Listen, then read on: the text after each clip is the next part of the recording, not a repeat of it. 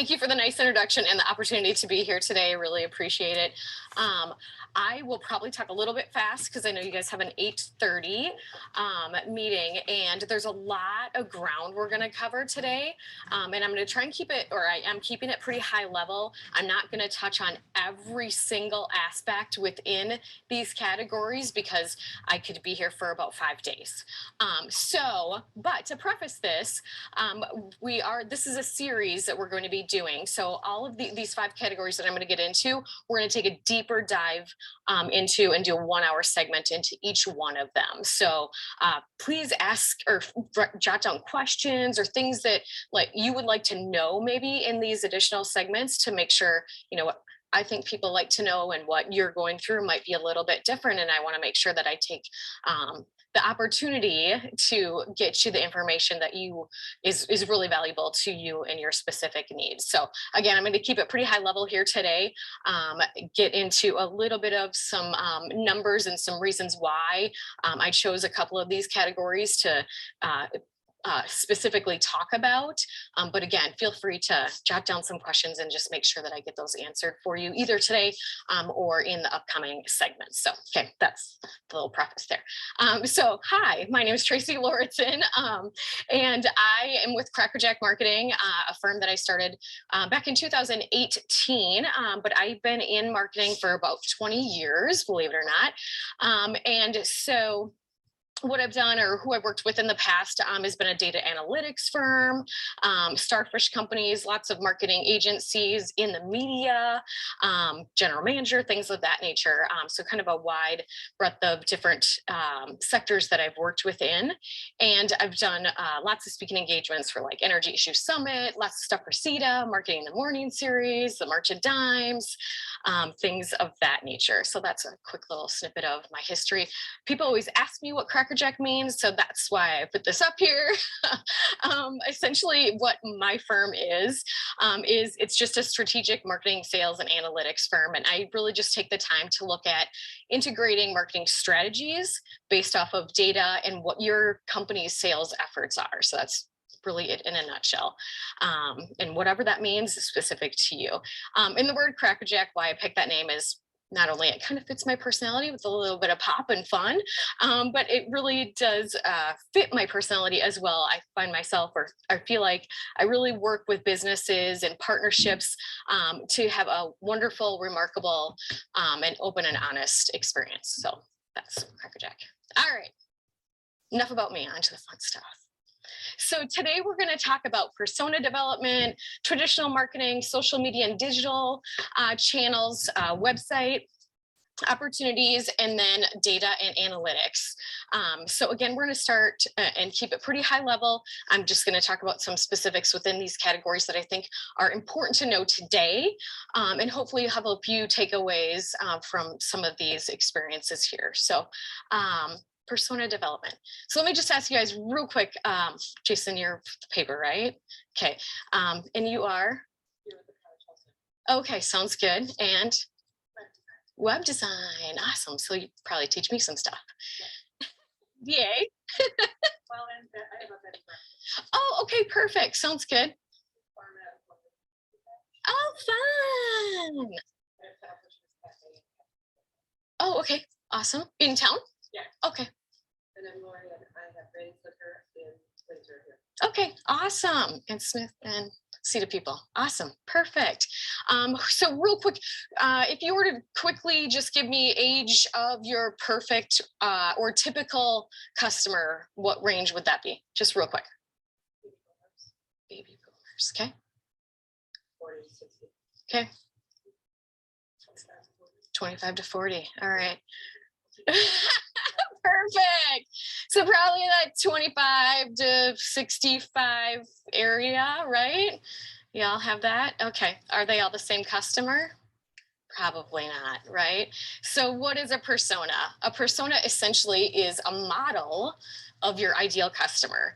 And why is that important? Why should we know about your ideal customer? And there's lots of reasons. One is there's so much media out there today, right? We could spend thousands and thousands of hundreds of thousands of dollars if we wanted to be available to every 25 to 64-year-old, right? And say that that is my market, 25 to 64-year-olds or 25 to 54, pick a number, it doesn't really matter. But if that's your focus, how are you going to really have an understanding and a relationship with these types of customers? So that's why persona and modeling your ideal customer is super, super important.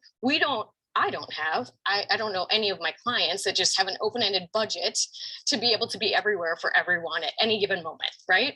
So we need to be really cautious and conscious, about where we spend our time, energy, and dollars. So building your ideal model customer is really important. And it's much more than the basics, your gender, your age, geographical location. Those are basic things that everyone should know.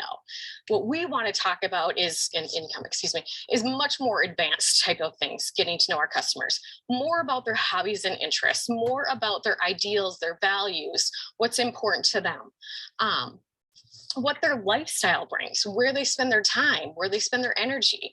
Those much more deeper dives into what an ideal customer should be. So as you think about your ideal customer, think about what is your favorite customer. Who is your favorite customer? Everyone has one. They might have two, but they all have an ideal, their favorite customer, whether it's the easiest one to work with or the nicest, or they spend the most money, or they call you anytime there's a need and you don't have to worry about blah, blah, blah, blah, blah. Everyone has their perfect customer. So think about that person when you're describing your ideal or your model customer, because we want more of them, right? If they're the best customer, why would we want the not best customers? So let's spend our energy on the best type of customer. This is a persona that I wrote about 5 or 6 years ago for someone. So this happy couple here, everyone kind of paint the picture of who you think that they are in your head, okay? Obviously, you're going through something very exciting. I'm going to read you a part of their persona and just really think about who they are. So he is a 28-year-old business banker, and she is a 27-year-old elementary school teacher. They live in a $210,000 house, which is probably worth a lot more 7 years ago or later, that they purchased about 2 years ago, now 9, in St. Cloud, Minnesota. He is originally from Colorado, where his parents and older sister, who has 3 children, married with 3 children, still live. And she, her parents are from northern Minnesota with a beautiful home up on the lake. They're both very active. He plays basketball for the Y, and she is an early morning runner. Together, they they play a co-ed volleyball league with a few of their close friends. With their careers in place, modest home, life feels great. A few months ago, they decided it was time to start a family. Both of their parents have been asking the why or when question. She is now pregnant, and they have made their decision to wait until she was 12 weeks along to make the public announcement. Today is that day. Meet the parents-to-be, Kevin and Sarah. Feel like pretty good people, maybe, huh? Have some needs all of a sudden that sparked, right? Real quick, what do you think these guys are thinking in their head? What might they need? We need a baby. Don't know what that is, but I'm very interested. Right? You guys are thinking like, strollers and baby showers and this announcement and, all of those kinds of things probably go through your head. But what about anyone thinking about anything bigger than that? This $210,000 home. Do they now need a bigger home? Are they interested in moving? Does he drive a convertible and now they need a minivan? I mean, there's a lot of information here, but there's not enough to know exactly what their real needs are. We know that they're active, but we really don't know their values, right? We can't intellectually relate to them at this moment. Close, but we're not quite there. We really need to know what their needs are. We have no idea from this conversation. We don't know what their wants are. Their wants might be different than their needs as well, right? We don't know what their behaviors are specifically.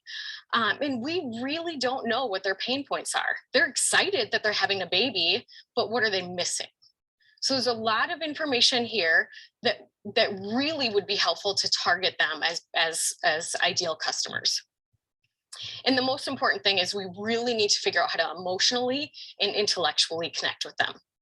There is more to this persona, but I will save that for the persona actual website or information meeting, which is February 28th, I think we confirmed, right? Persona, yeah. All right, all right. Enough about them. I'm just going to make you think about personas in a little bit different aspect as well. Does anyone here do sales? Jason, sort of.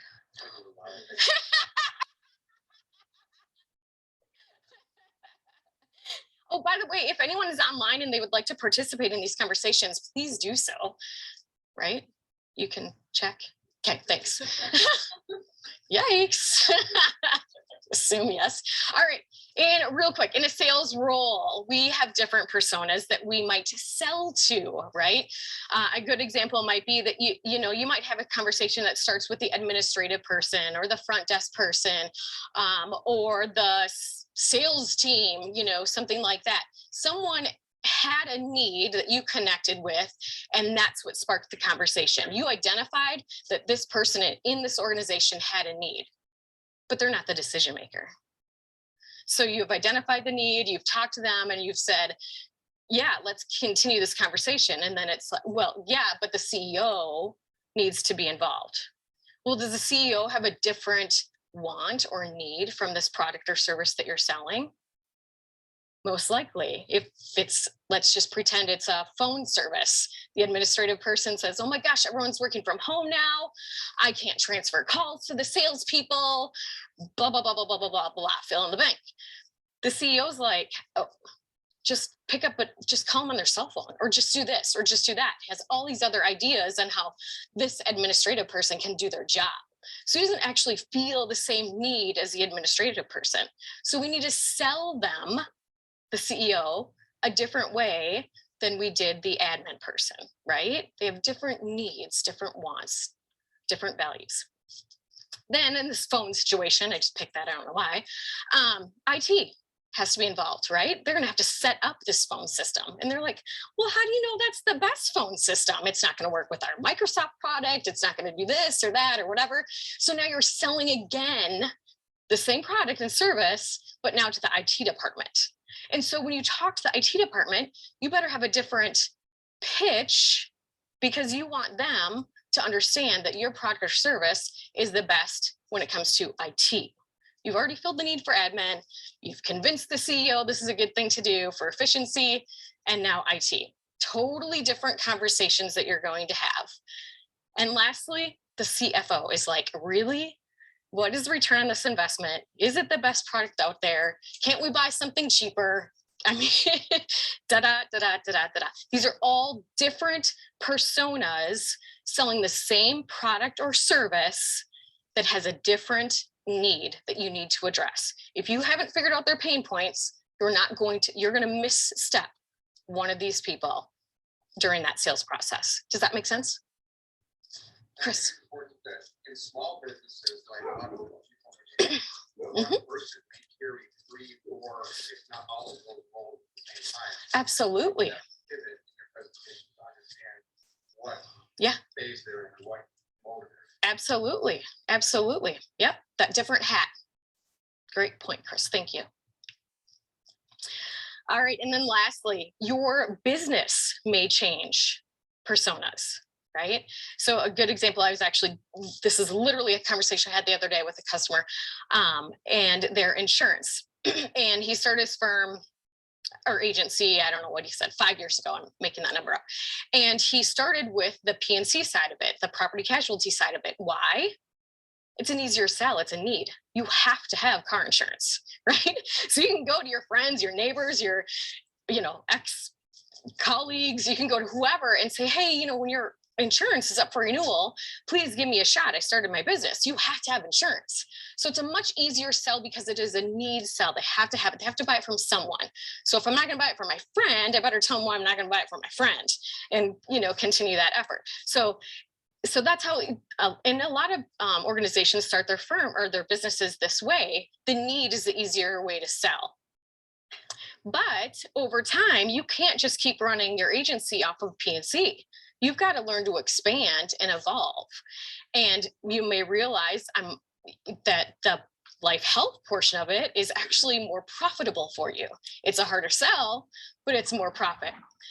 And so you need to adapt and evolve. So yes, this agency might have started with the property casualty side of it and selling car insurance. And now they need to shift their personas to a life policy. And these are different people. They may look similar, but they have much different needs and in different stages of their life and reasons to want to buy a product or service. So we need to really understand them, again, intellectually, and find out what their pain points are to solve their problem. It is not about being 25 to 64. It is not about living in or near Lanesboro. It is not about being an active runner. It is really about identifying their needs and solving their problems. Does that make sense? So we'll take a deep dive into persona development in one of the series coming up. Okay, moving on. I don't know where I'm at time. All right, traditional media. Lots to talk about in traditional media. Jason could probably stand up and talk about a lot of things more than me, but I'm going to hit on a couple of high points real quick because I do get this question asked, is it still relevant, right? So let's talk about what that means. What does relevant mean to you?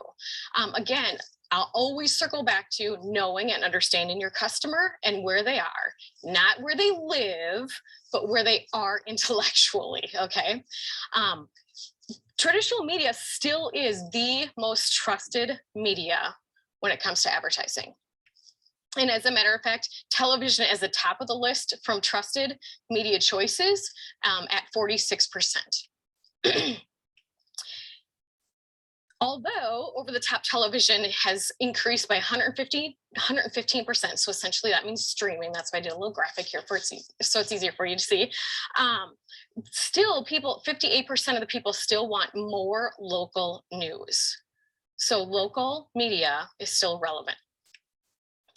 The reason TV is one of the high ones is because it has all of the things to capture an audience: sight, sound, motion, emotion. You can do that with TV. It has all of those in there. So you can have less frequency and capture and get to that emotional tie with a customer quicker. I just like this quote because anyway. So Barack Obama said in one of his Promised Land books, whether I like it or not, people are moved by emotion, not facts. That's why it's so important to understand where someone is and what their pain points are. It's not always that I have the best product or service and it be a blanket on the wall. It's really about tying them in emotionally. All right. Real quick, radio as well. 83%, believe it or not, 83% of Americans 12 years and older said they still listen to radio at least once a week. Okay. Newspaper. I thought it was a cute one. Anyway, newspaper still has relevancy, just depending, again, it depends on your persona and what you're trying to target. I know lots of small town papers do a great job with, reporting on local sports and things like that. People want to see their kids in the paper. And so they still look at things of that nature. Is it the same as what it used to be? No, we just need to learn to pivot and understand the vitality or, what's good about it and see if it fits into your marketing mix. Billboard, the same thing. Billboards are still out there. They're great for directional. Lots of digital billboards make it a little easier to buy than it used to be because you don't have to have this huge expense, right, to purchase this vinyl and get it wrapped and it's up there for 6 months and you're like, oh my gosh, I don't sell that product anymore. I have supply chain issues. Now I have this billboard up there and I'm paying for it, but I can't sell this product. Whatever it is. So digital is great that way. And you can use it for a short time too. So like, hey, I just got this new product and promote it for a week. And then magazines, niche magazines still have, people still watch or excuse me, read them. So if you're into Canada wildlife and you get this subscription, you may thumb through it because it's important to you in your emotional time, what your interests are. Does that make sense? Perfect. So here's how traditional and digital actually work really well together. So I just think this is so interesting. So this was this is from Google Trends, and this was a recording that happened. What people were searching for, search terms during the 2018 Super Bowl. I'm hoping this plays here. So this is just a quick timeline of what's going on during the entire game. So people are watching the game and they are searching Tom Brady at the Patriots. They're searching player names throughout the entire Super Bowl. And you can see, if you watched this with the actual game, you will be able to see when things happened during that game of who they were searching and stats on them throughout it. So I just think that's a really powerful thing to take a look at. This was, again, the 2018 game at US Bank Stadium. So those two really, really do work together. And as a matter of fact, I can't remember the exact number, but it was over 80% of sports fans have a mobile device while they're watching live. They're doing something on their mobile device while they're watching live. So those two can certainly work together. And then the last one I'll tell you about is, I don't know if you guys know the Peloton story, or if you even know what Peloton is. You probably know the marketing story behind it. But in 2019, they launched this campaign with this cute girl. And essentially her husband bought her a Peloton for her Christmas present. And although we might think that that is super nice of him, there was a lot of controversy over it. A lot. Why would he have to buy her that? And just, it was a whole huge social media dilemma, let's just say. And read the story. There's tons of stuff out there. Google it. It's really, really interesting and makes your head kind of shake sometimes. But essentially, they had to reinvent themselves because of this. And she was actually great. She used it. She came on and was their spokesperson a year later. I mean, she just really was like, I don't understand what the big deal was, but it was a big deal. So anyway, the moral of the story is they had to reinvent what they were doing. It's not that they had a different product. They just had to sell it emotionally different than what they did. And they actually, in 2019 and 20, their advertising budget was over 30% of their sales. So it was a lot. They spent a ton of money on it.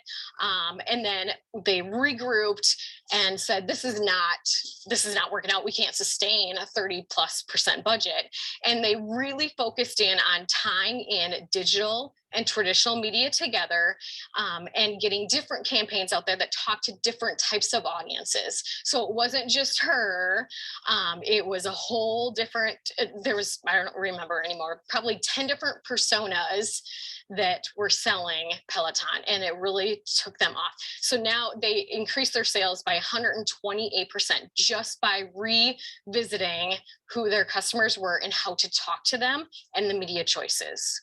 So anyway, that's traditional media. Hope I'm doing okay on time. I'm sorry. Okay, sounds good. So moving on to, so that traditional media will go deeper into some of those categories and things of that nature, what to do, how to buy, and all that in one of the series. So the next series will be on social media and digital media choices. Is everyone okay? I'm talking very fast because I know you have an 8:30. So, all right, sounds good. Anything online that I need to know about? Okay, sounds good. What's that? I just said we were all really smart. Okay, sounds good. It's a lot of ground to cover in a little bit of time here, but I want it to be valuable to you. So anyway, social media and digital media, whole world out there, right? There's a lot going on. This is just a snippet of the different digital choices that are out there today. But I think what's important to know is a few things: who is using social media and what social medias are available, right? And to keep connected with that. So this is actually this report was actually in January 14th of 2022. So it's very relevant, timely. So the top 10 social media platforms used by US adults. So this isn't nationwide, this is US adults is what I chose for this here. The number one social media chose is YouTube, which I think a lot of people forget about and don't really utilize as well as they could be using YouTube. So YouTube is number one, and then Facebook, of course, Instagram, Pinterest, LinkedIn, Snapchat, Twitter, WhatsApp, TikTok, and Reddit. Okay, so that's who's there. Why is it important? There's 3.7 billion users worldwide. Huge. And the average US adult spends 2.5 hours a day on social media. 2.5 hours a day. It is crazy. I totally agree. Most US adults, apparently.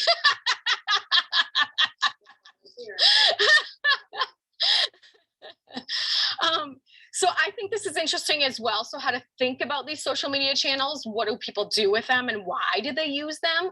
And so YouTube, 72% of adults said that they use YouTube to learn. That's what they want to do with YouTube, okay? And LinkedIn, 92% of people say if they feel stress at work, their work-related stress, they're more likely, 92% more likely to look at a help wanted ad, a post. Whether they're interested or not, if they're feeling stress, 92%. So I just think that that's really important to think about. All right, digital media, I'll jump into that for just a moment.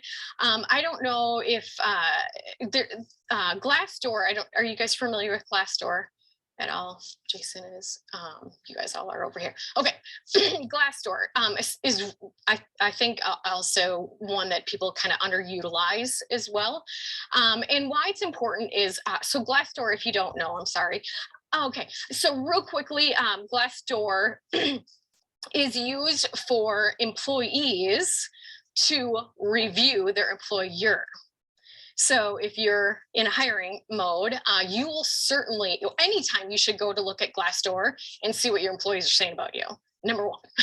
And if you don't have your Glassdoor page claimed, claim it so you can be notified if there is a review. So if there's anything you take away today, do that. All right, so who uses Glassdoor? A lot of people actually, they're on Glassdoor right now are 50 million reviews and insights. 50 million people have, or comments have been made about organizations. 50 million, that's a lot. There's 1 million companies currently on Glassdoor. 3 out of 4 users actually reviewed or read 4 or more reviews before they made a perception about an organization to work for. So that's a huge number. And then they have 67 million unique visitors a month that go to Glassdoor. So unique, so meaning people that haven't been there before or haven't been there in a while. It's very powerful. Google reviews, or excuse me, Google business pages. If you've not claimed your Google business page, please do so right away. And if you need help doing that, we can help you. It takes like 30 seconds, but Google yourself. If you don't have your page claimed, please claim it. It's super important. Google likes when people do Google stuff, by the way. So make sure that you get that stuff done. If you have a website, link it to it, your hours, all of that kind of stuff. You can put a picture of your storefront there, lots of things that you can do with Google Business. And just remember, robots read content. So write content, write your about us and be purposeful about what you write in there. But what's important to know is this is where people leave reviews. It's super easy. I'm leaving the parking lot and I'm hitting my review button. So Google reviews, 93% of people say they're influenced. They're influenced by an online review. So if you don't have your page there, you're not influencing people. If you don't have your page there and you have bad reviews, you're negatively influencing people and you may not even know it. So really take a moment to think about that. And then podcasts. Again, I'm choosing like some things that I think are really interesting and you can take away here today. I'm not talking about everything on social media or digital media, but podcasts, huge. They're getting tons and tons and tons of traction right now. And so some fun facts I think about it, or putting that into perspective specifically, is 41% of people 12 years and older say that they listen to a podcast within the last month. So that's a huge number. 50% of US households are fans of podcasts, and there's 60 million households. So that's 30 million households that say they're fans of podcasts. That's a lot. US, by the way, not nationwide US. I just think this is a fun fact. So 53% of beer drinking households are listeners of podcasts. Just a little persona kick in there. And then 45% have a month, or 45% of them listen to a podcast monthly, have a household income of $75,000 or higher, which is above the average. All right, so there's paid digital and unpaid digital that you can do. This is just the tip of the iceberg list. There's tons and tons and tons, hundreds of different ways that you can be out there, either paid or unpaid. I just picked ones that I thought were easy to relate to. So some that you can do that are paid, of course, are paid social media, paid search, which is be like pay-per-click, search engine marketing, AdWords, things of that nature. You can do influencer marketing, where you pay an influencer to help you with your brand. Social audio marketing, and then YouTube ads. There's some very common ones for paid digital. And then unpaid is social media. You can just do it organically and get traction that way with a purposeful plan. I always remind people when you're doing social media to remember to use hashtags. 3 is an ideal number, and alt tags. Alt tags are missed a lot of time. What an alt tag is essentially you're tagging an image. So if you have an image in your post, you can go and tag that, and the alternate tag is really for bots, to be totally honest, but also for people that can't read that. So they may have, disability issues or language issues or things of that nature. But alt tags are behind the scenes, right? But they're really, really important from a search capacity. So that's where you get some traction there. And be purposeful with your alt tags, by the way. Don't just be like image of cow. No one's searching image of cow, okay? So like, what is the cow doing? Why does the cow matter? Actually fill in the blanks, think about a keyword that someone might search. So don't make your alt tag something that it's not. I'm not saying that, but I am saying have purpose behind it, okay? Google business pages, we just talked about on the review side a moment ago. Email marketing, podcasts are free, blogs, those kinds of things. Just purposeful ways that will help you in the digital environment. But you do have to spend, time and energy on it. So again, just a few. And so if you want a couple of takeaways, here's what I would say from an organic standpoint. Review and update your digital channels. This is a perfect opportunity. You came here, you spent, maybe an hour or so with me. What can you walk away with? Just at least go and look at what your digital environment is and just update it. I mean, just that alone, having a purpose to do that, having a conscious effort to do that every once in a while is super helpful. Okay. And then reflect properly today. So like, maybe you started your Facebook page 10 years ago. Does the About Us section really reflect what you do today? I'm guessing that you probably have some updates that you can do. Like maybe you started your business then you're like, I'm not really sure how to talk about what we're going to do. Or maybe now you have new products or services or new hours or et cetera, et cetera, et cetera. Maybe you haven't updated it since the pandemic started and people are still like, I don't know if the theater's open. So go on there and have a purpose and make sure that it reflects for what's happening here today. Persona dialogue. So listen to your personas, think about them and think about what their words are, how they talk, not how the business talks, because we want to relate back to them. So when you're writing your about or your content or whatever, think about learning your persona and talking to them. And then again, hashtags. How is that hashtag important to what you're going to be posting? And I'll just throw in one little stat here. 72% of online users only engage with personalized messages, something that they can relate to. So that's why it's important to actually spend that extra minute to think about your persona when you're writing it. Sales reps, any sales reps in here? 78% of sales reps actually say that they outperform their peers if they're active in social media. That's why it's important for them. 98% of marketers believe that business exposure has increased by using digital and social media, and have a 75% gain in their traffic when they're purposeful about doing that. When you are ready for paid, again, these are things you can do without spending any money, although time is money, physical money, writing a check. When you are ready for paid, just a couple things to think about, honestly, is just remember why the persona is so important, because the price for your campaigns is based off of the clicks, the number of people that you're actually getting to. So if you really think that your persona is 25 to 64, you're really spending a lot of dollars that you really don't need to be spending. So think about that, really hone it in, because you just don't want people click in when they're not ready to buy your product or service. Okay, so it's okay to be really small about picking your target audience, and then be precise with your market as well, and be diligent, like I was saying, about who your persona is.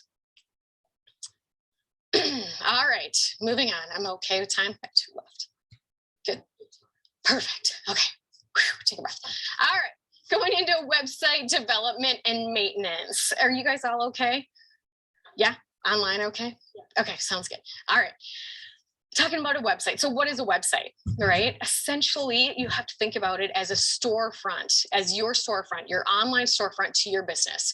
So if your online storefront represents you differently than your physical storefront, it might be time to start thinking about either a redesign or at least polishing up some information on there, okay?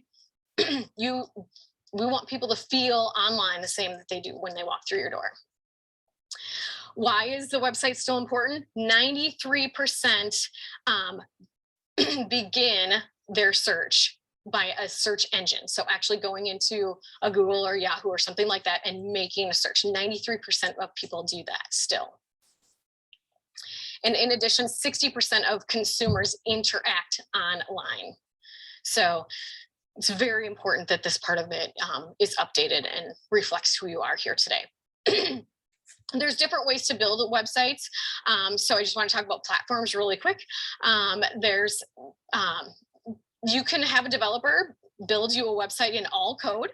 And that's, I mean, it works, it functions, and they're usually probably pretty darn good at some interactive stuff.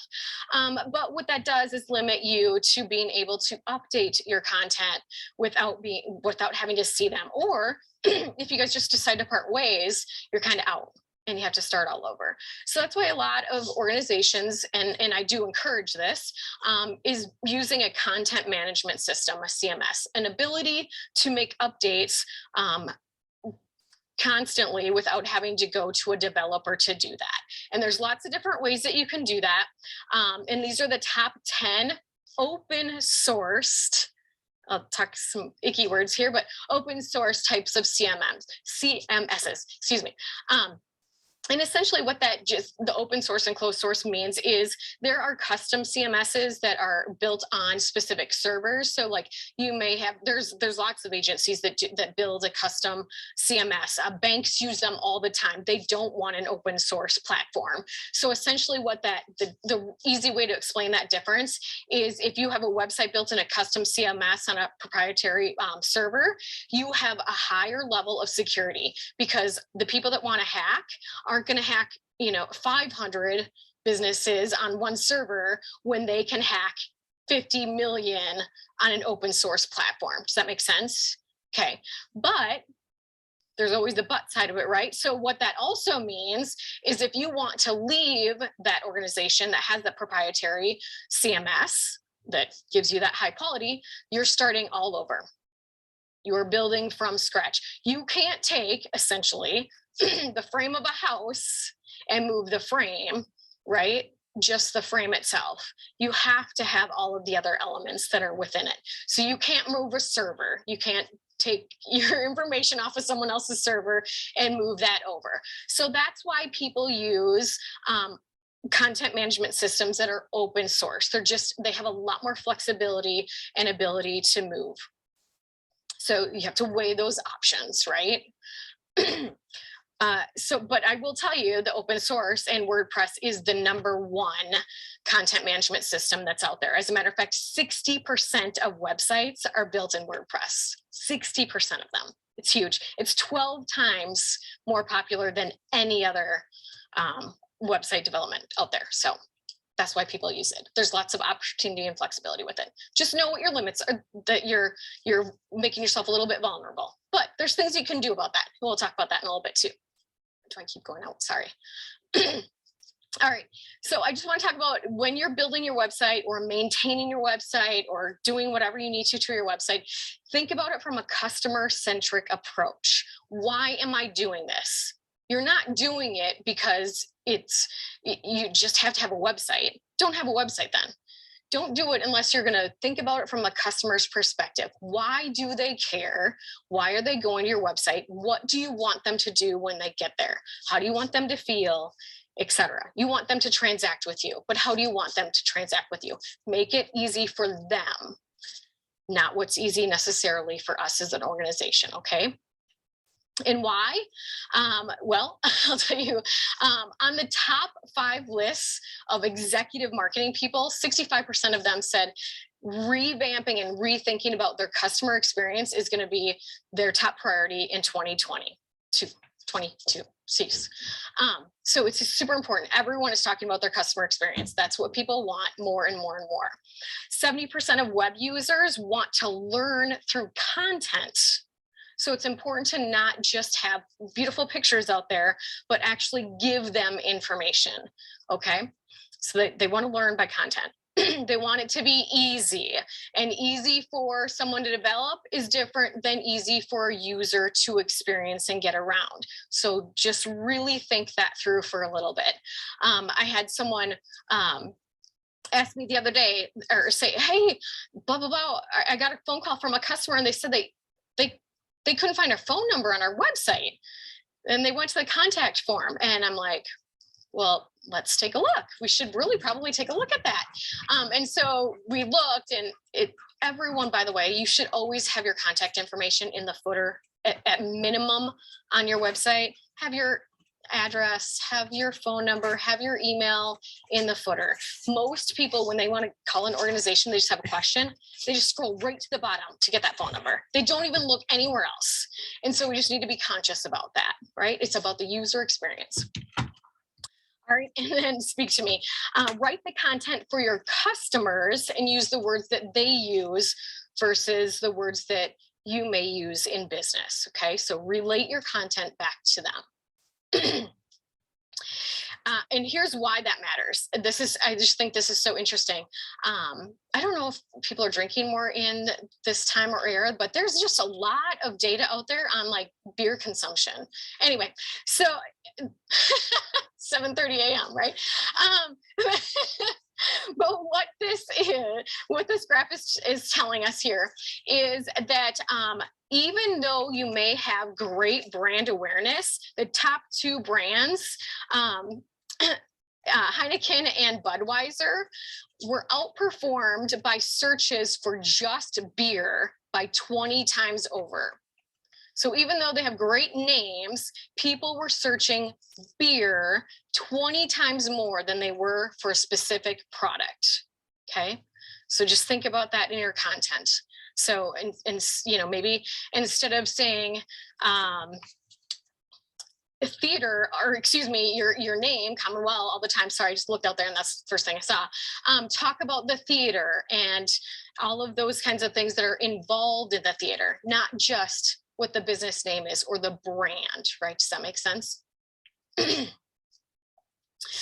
And then performance. This is really important. So how you can increase some of your performance on your website, super quick things. Don't need to spend tons of money or any money on any of this. But is if you do use an open source type of platform like a WordPress, thank you. There are plugins that you can do to enhance what you can do on your website.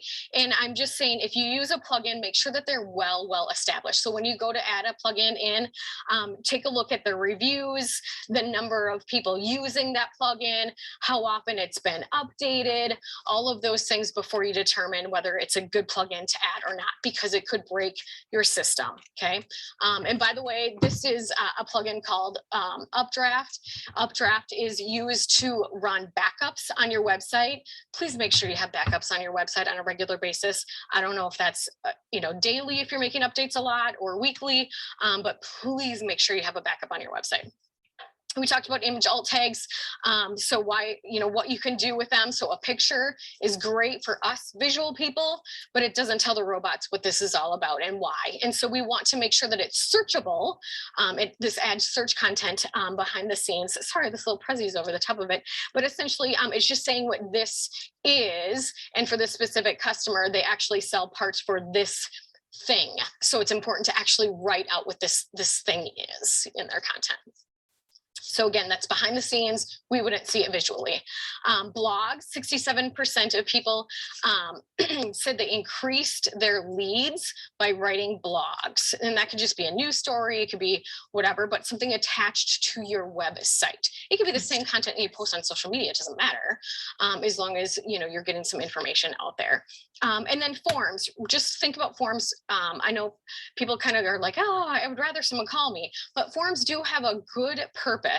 One, they can get a hold of you when you're not open and you're not losing out on the lead. You want to make sure that you're available to them 24/7, and a form can do that. It's not just call me at 9 a.m. tomorrow. Go ahead and fill this out. I will call you the minute I'm open, because you want to capture them when they're in the time of purchase. So forms have purpose. Make sure that you use them. And then you can follow up with them. You can add them to your email list. You can, if you have text messaging services, you can use that. You can track your leads. It's very, very powerful. And the last thing I'll say on performance is make sure you have your website protected from malware somehow. SiteLock is just one that I use a lot of times, but there's tons of them out there. Make sure you have some type of protection out there. And why? Because cyber attacks are super expensive.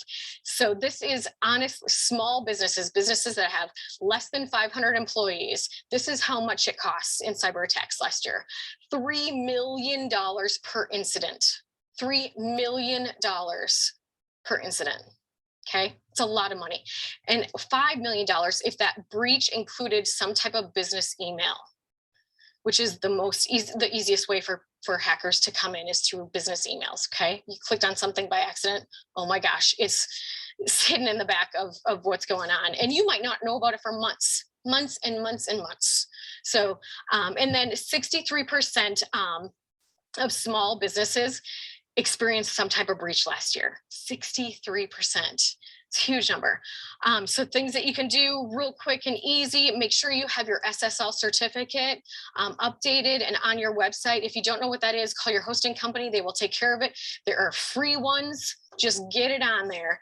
And the other one is a reCAPTCHA. Google offers 3 different versions of free reCAPTCHAs. So take advantage of those. And why? Because your customers care. 53 or 56% of them are worried about their data getting out there. So help them out as well. Things that are trending in 22, voice assist. I'm trying to fly because I have 1 minute. Oh my gosh. 25% of internet users say that they used a voice assist last week alone. Things that are coming up are image search as well, which is kind of crazy and cool. This is Google's image search, or excuse me, Amazon's. So you can take a picture of something and it will look at that picture and then serve you things to buy based off of that picture, right? Essentially, chat buttons, 70% of websites say are going to adopt a chat in 2022. 92% of people that use them say they had a good experience with the chat box. And 40% of people actually expect websites to have a chat on them now. E-commerce, things that are going on with e-commerce, 50% of sales are generated now, especially for small businesses, through a marketplace of some sort, okay?